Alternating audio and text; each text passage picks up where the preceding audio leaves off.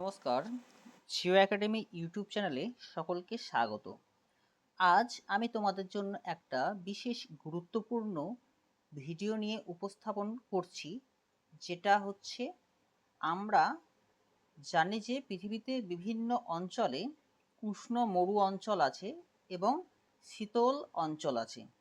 তাই আজকে আমাদের আলোচ্য বিষয় হচ্ছে পৃথিবীর উষ্ণ এবং শীতল মরু অঞ্চলগুলো কোথায় অবস্থান, তাদের বৈশিষ্ট্য এবং সেখানে কোন কোন ধরনের বা উপজাতির লোক বাস করে, সেই সব বিষয়ে আজকে আমরা একটু জানব।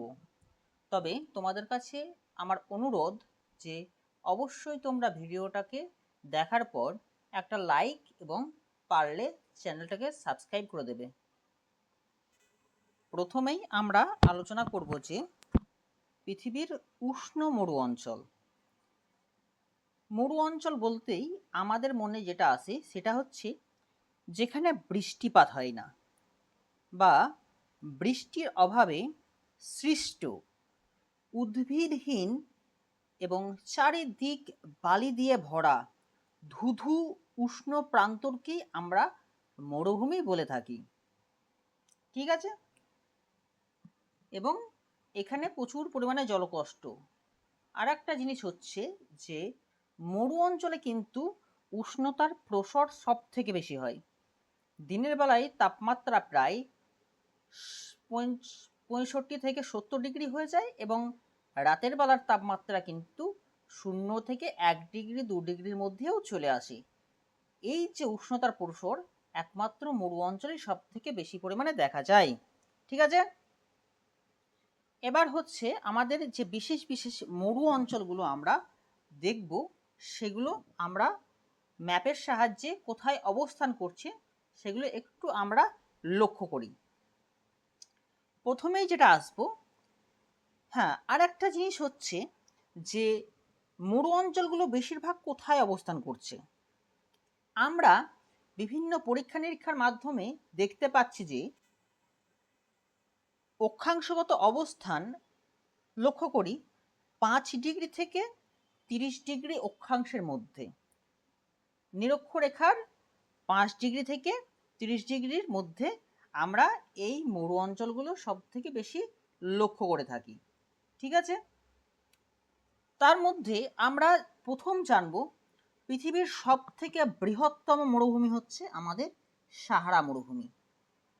সাহারা মরুভূমি হচ্ছে বিশ্বের বৃহত্তম মরুভূমি। তারপরে আসছি আমরা দক্ষিণ আফ্রিকার কালাহারি মরুভূমি। ঠিক আছে, তারপরে ভারতের এই জায়গাটা, ভারত এবং পাকিস্তানের এই অঞ্চলটাতে অবস্থান করছে থর মরুভূমি। তাছাড়া আছে বৃহৎ অস্ট্রেলীয় মরুভূমি। নিচে আছে আমাদের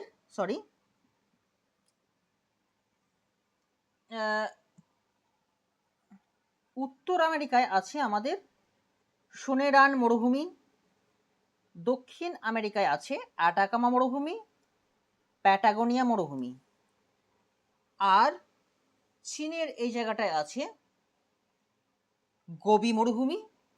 আর গোটা আরবটাই জানি যে আরব মহাদেশের বেশিরভাগ যেসব দেশগুলো আছে সেগুলো মরু অঞ্চলের মধ্যেই পড়ে থাকে।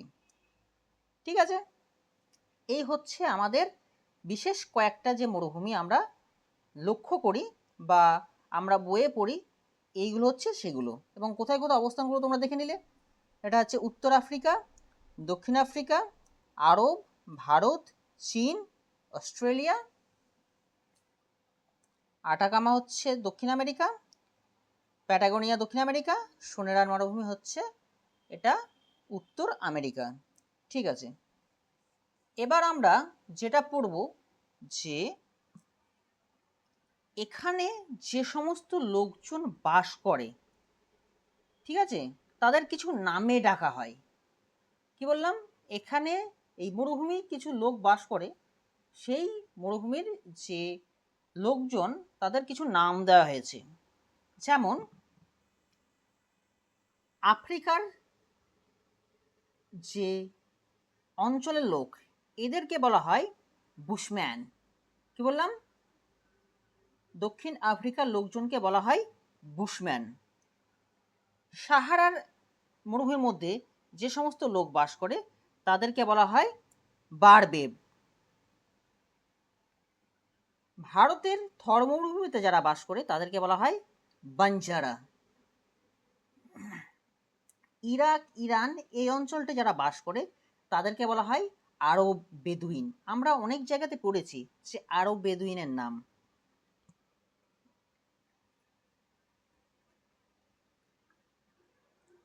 আটাকামা মরুভূমিতে যে সমস্ত লোক বাস করে তাদের এর বলা হয় আরাডিকিয়া।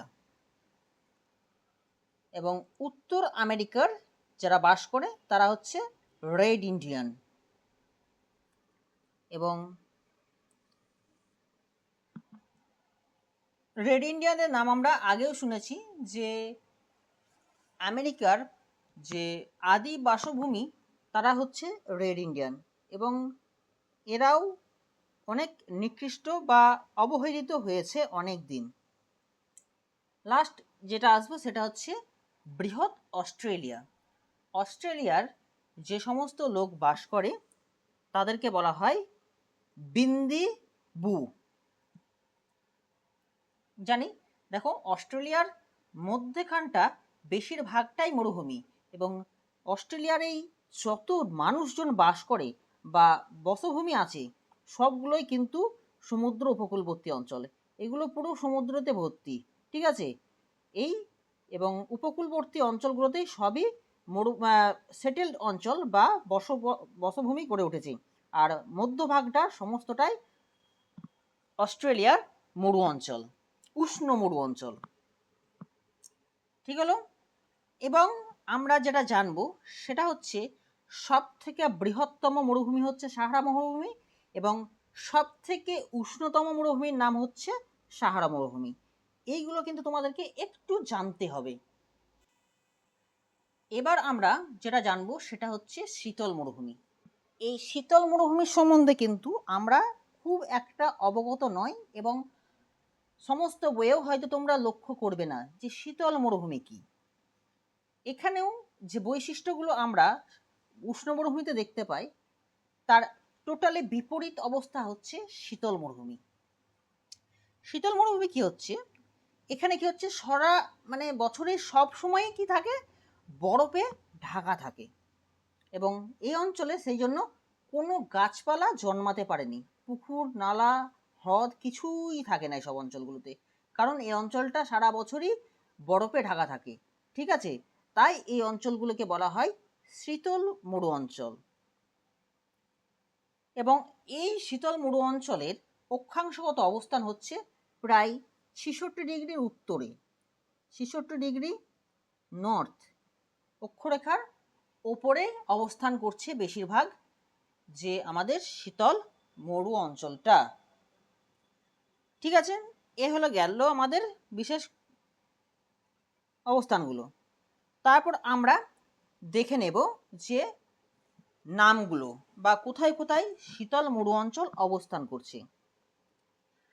উত্তর আমেরিকার এই যে অঞ্চলটা, এই দিক থেকে এই দিকটা হচ্ছে আলাস্কা, এই দিকটা আমরা জানি যে কানাডা, এই পর্যন্ত এটা এটা সবটাই হচ্ছে কানাডা, এবং এটার সমস্তটাই উত্তর আমেরিকার মধ্যেই পড়ছে। গ্রিনল্যান্ড, এখানে আসবো আমরা নরওয়ে, সুইডেন, ফিনল্যান্ড, এবং এশিয়া মহাদেশের উত্তর প্রান্তটা মানে রাশিয়ার উত্তরের অংশটা সমস্তটাই হচ্ছে আমাদের শীতল মরু অঞ্চলের মধ্যেই পড়ছে।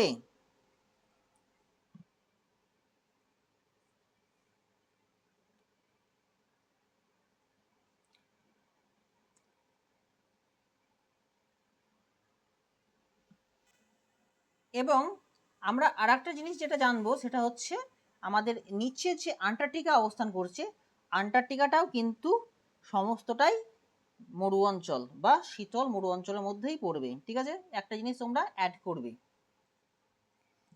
এখানে যারা বসবাস করে তাদেরকেও কিছু নাম দেওয়া হয়েছে, যেমন এস্কিমো,